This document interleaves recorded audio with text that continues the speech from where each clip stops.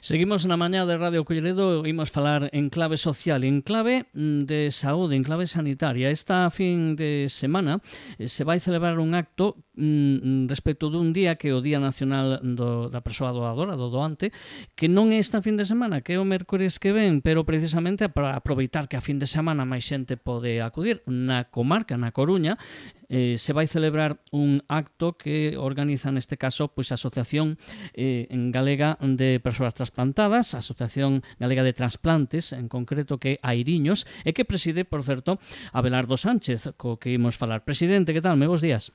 Hola, moi bons días, que tal? Como andamos? Antes que nada, grazas por atender a chamada de Radio Culleredo. Por suposto, gracias a vos por darlle difusión a esta labor que facemos nós, que sempre estamos moi necesitados desa información da voz pública. É que o falamos moito, presidente, cando falamos con moitas asociacións, e iso aquí en Radio Culleredo, nesta sección en clave social, falamos con moitas, e especialmente o do eido sanitario, do eido da saúde. Por moito que se faga, a visibilización é necesaria sempre, non?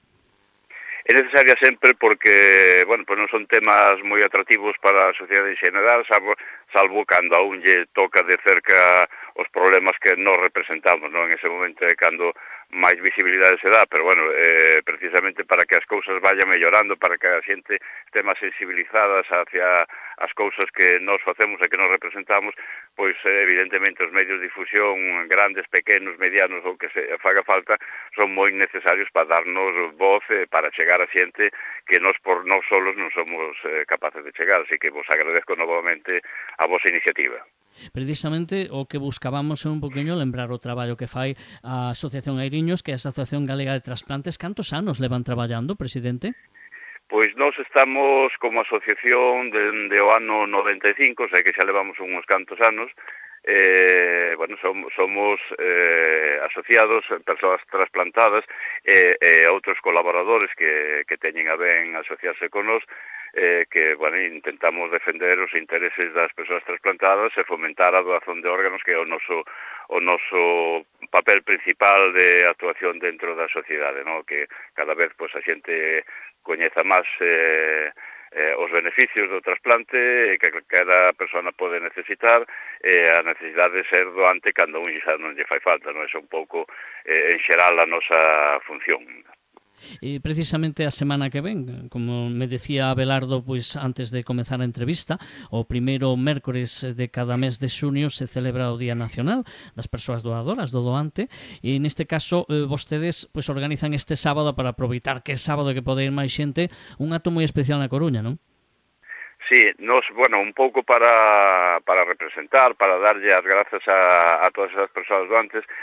Nas asociacións como a nosa, nos pertenecemos a dúas federacións, porque nos somos prácticamente persoas trasplantadas pulmonares e hepáticos, ainda que temos tamén algún de corazón, e representamos a todo tipo de trasplantados. Non? Estamos federados a nivel por cada unha das partes, na Federación de Fígado, na Federación de Pulmonares, e colectivamente facemos unhas campañas. Hai 2 días principales no ano que celebramos con moito énfasis, que é o Día Nacional do Doante, que é, como ben decías, este próximo mércores, pero que nos vamos a facer un acto este sábado para darlle visibilidade e gracias a esos doantes, que vai ser unha andaina, unha pequena andaina dende o Palacio de Congreso de Palesco ata o Castelo de San Antón e da volta, bueno, e conmemorar un pouco a situación de grazas e que están invitados todos aquela xente que quera participar nese tema, ¿no?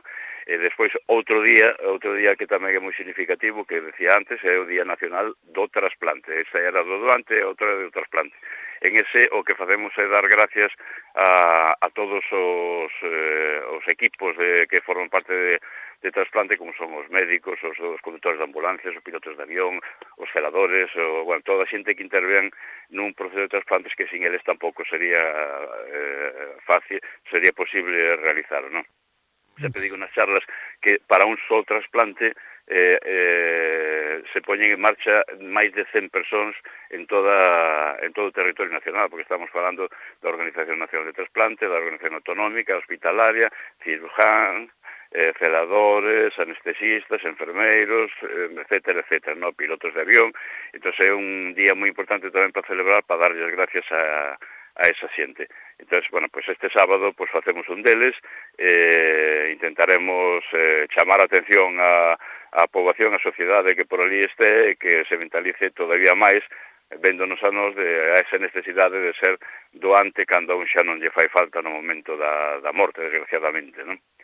E sobre todo en Galicia, aínda somos en España e en Galicia que somos como moi de tradicións e mesmo, non sei se atreverme a decir, de supersticións. Hai moito tabú aquí na nosa terra respecto ao tema de doar ou non?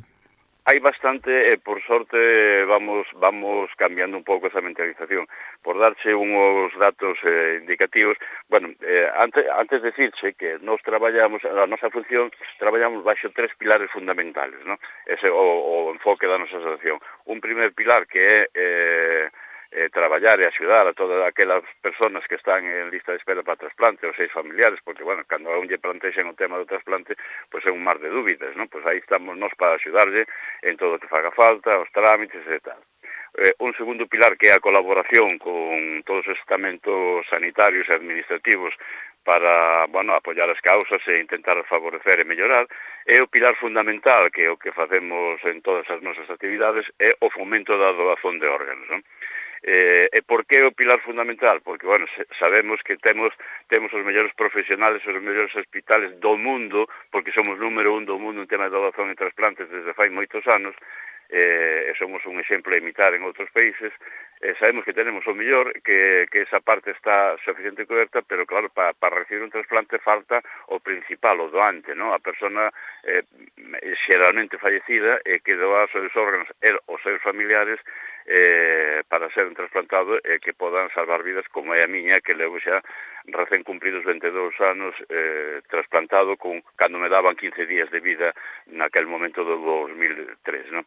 Entón, bueno, a nosa labor principal é esa, o intentar que cada vez haxa máis xente que se incline a doación de órganos, porque realmente non vale para nada despois. Esa é o noso cabalo de batalla, e o cabalo de batalla de toda a comunidade galega, non?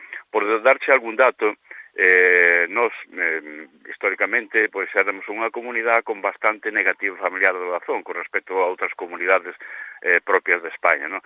Estábamos, pois, alá polo 2015 en torno a un 30% de negativas familiares, ¿no?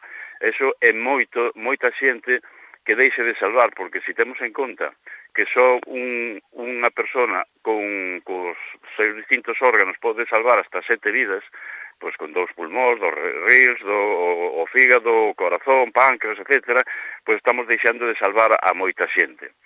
Bueno, nos no 2015, que era cando estábamos en esas cifras, fixemos unha reflexión de decir, bueno, que pasa en Galicia que non pasa en outras comunidades, porque éramos pues, realmente casi das peores en canto a negativas familiares, ¿no? Éramos o que máis tiñamos. Bueno, fixemos unha reflexión e intentamos, dende entonces, pues, acudir maioritariamente a xente nova, non? A xente nova, pois, facer campañas polas universidades, por colexios, por centros sociais, porque entendíamos que esa xente entre 18 e 25 anos, pois era personas moi influentes nun núcleo familiar a hora de ter que decidir sobre o falecimento de un pai, dun avó, de un familiar que desgraciadamente xa non tiña solución, non?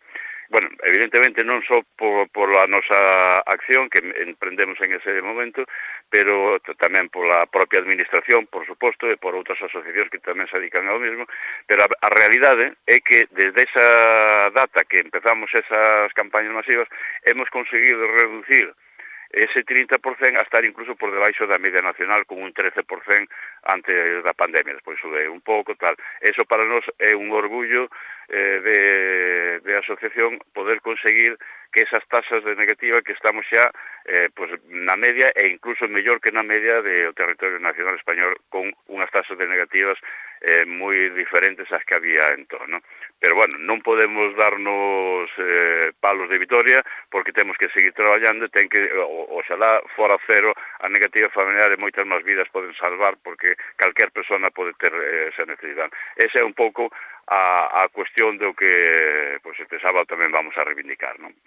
E como se fai para cando unha persoa quere contratar con vostedes ou quere, neste caso, pois informarse das súas actividades, dos seus servizos, como hoxe estamos a comentar aquí na emisora?